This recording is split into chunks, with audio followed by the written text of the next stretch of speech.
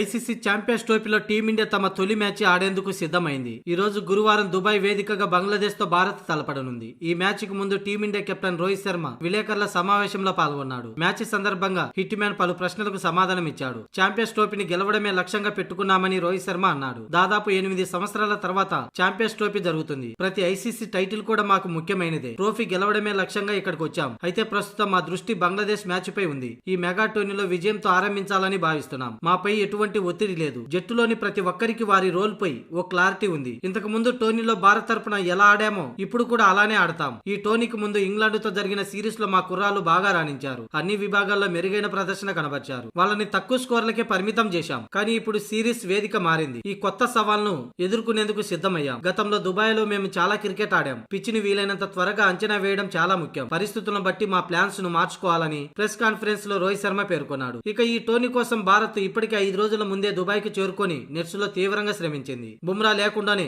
ఈ tournament ఆడనుంది team India. ఈ రోజు బంగ్లాదేశ్ తో మధ్యాహ్నం 2:30 మ్యాచ్ ప్రారంభమవుతుంది.